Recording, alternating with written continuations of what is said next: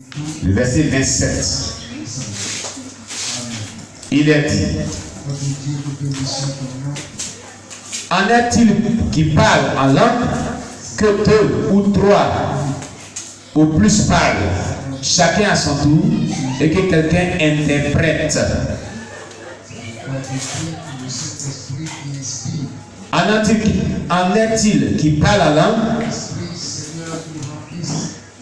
que deux ou trois au plus parlent, chacun à son tour, et que quelqu'un interprète?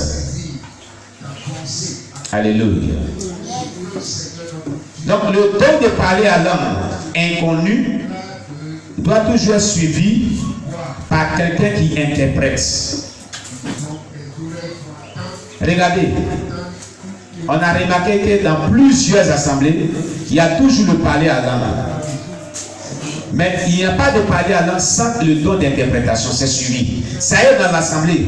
Mais comme les chrétiens ne veulent pas vivre conséquemment pour que les dons se manifestent, tous les dons se manifestent, ce don est toujours là, il est étouffé. Dans la vie de quelqu'un qui peut, que Dieu a donné, qui doit se manifester. Sinon, il n'y a pas de parler à langue dans une assemblée sans le don d'interprétation de la langue. C'est ce que ça veut dire. Que deux ou trois ou un ou plus parlent la langue, chacun à son tour, et qu'un interprète. Ça veut dire qu'il y a toujours quelqu'un qui est là, que Dieu donne toujours le don pour interpréter ces langues-là. Ça ne manque jamais.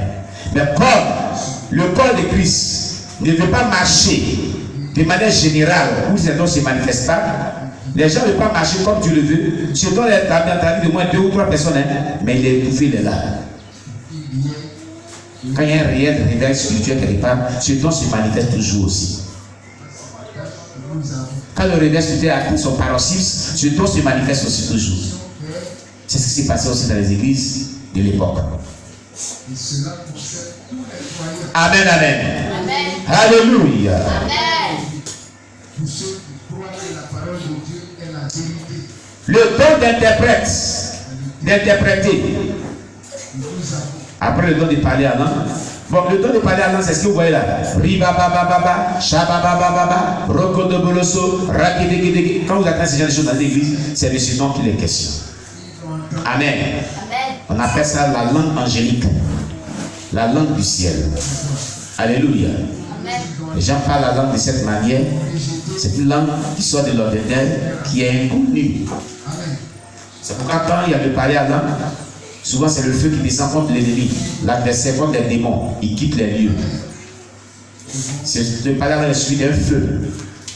C'est comme des bouts de feu qui viennent. C'est comme des arbres qui descendent souvent. Il y a le parler à langue de combat spirituel qui attaque le monde des ténèbres.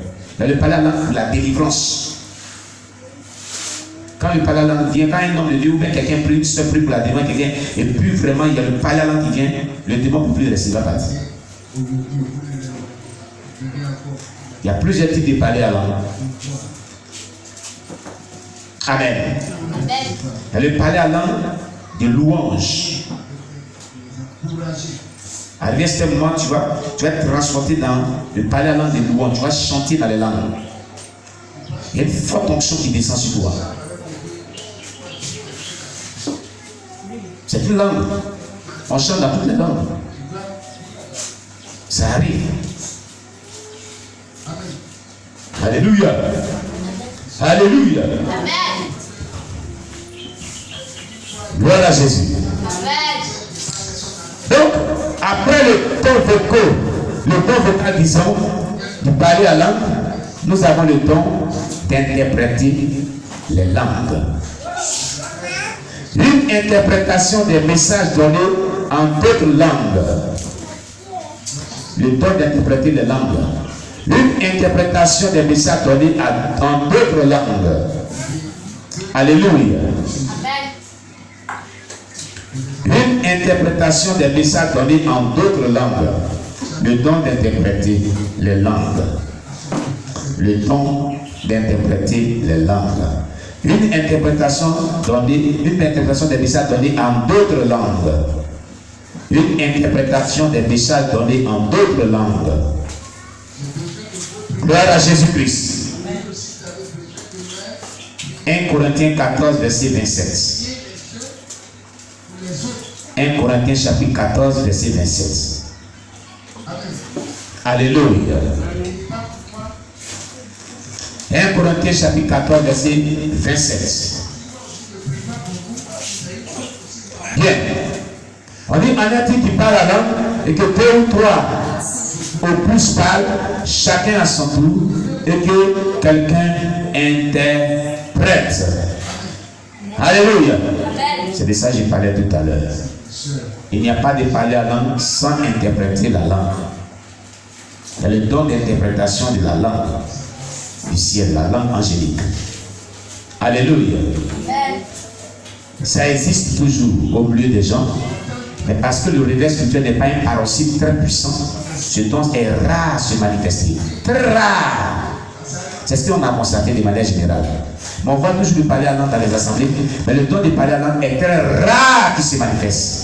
Moi, mon père spirituel le manifestait. Celui qui priait 15 ans. Il manifestait le don de parler à langue et l'interprétation du don de parler à langue. Il avait ce don-là. Et avec lui que j'ai vu ça. Moi, je n'ai pas encore étudié la Bible, lui, je voyais ça avec lui. Quand il parle la langue, il interprète. Quand il ne parle la langue, je lui dis, voilà ce que Dieu dit, voilà ce que Dieu dit. Et ce qu'il dit là, ça se réalise. Si cette prophétie dit, voilà ce que Dieu est en train de dire, va faire ceci, va faire ceci. Et ça se réalise. Il avait ce don. Le prophète Élia pour Dieu. Malheureusement, Dieu l'a pas. Il ne faut pas dire malheureusement, heureusement, il est plus. Quelqu'un qui savait quand il allait mourir, il devait quitter la terre. Alléluia. Amen. J'ai dit Alléluia. Amen. Bien-aimés, voici ce que nous pouvons dire sur la troisième catégorie des dons spirituels qu'on appelle les dons vocaux. Dans notre message d'enseignement sur l'onction du Saint-Esprit. Dimanche prochain, nous verrons les 5 ministères qu'on appelle les dons, on appelle les ministères généraux. Les dons généraux, les dons d'autorité. Ce sont les dons spirituels aussi, mais ce sont les dons d'autorité. Ce qu'on appelle les ministères généraux. Ministère d'apôtres, des prophètes, d'évangélistes, des pasteurs et des docteurs. Ce sont des ministères généraux. Ce sont des dons d'élévation à des positions d'autorité dans l'Église. Ce qu'on appelle les dons des ministères généraux. Amen. Amen. Il y a des gens comme ça, quand ils doivent aller à l'évangélisation, il y a une personne au milieu de nous, je vais dire son nom, il faut être sage. Elle m'a dit, quand on doit aller à l'évangélisation, quelques jours avant, je me vois en songe, on m'habille en treillis. Quand il voit ça, c'est qu'il doit aller à l'évangélisation. Quelqu'un m'a dit ça. Avant qu'on les batte à Kassasso, et il y a chose à Brooklyn. J'ai commencé à rire. C'est ce qui se passe. Quand tu atteins le grade général spirituellement, c'est comme ça que tu révèles spirituellement. Parce que l'évangélisation, le lieu de Dieu, est une guerre spirituelle. Alléluia. Amen. Alléluia. Amen. C'est merveilleux ce que Dieu fait, son précieux livre est toujours vrai. Quand on y croit, il répondra. C'est merveilleux ce que Dieu fait. Oui, c'est merveilleux. Oui, c'est merveilleux. Oui, ce que Dieu fait. Son précieux livre.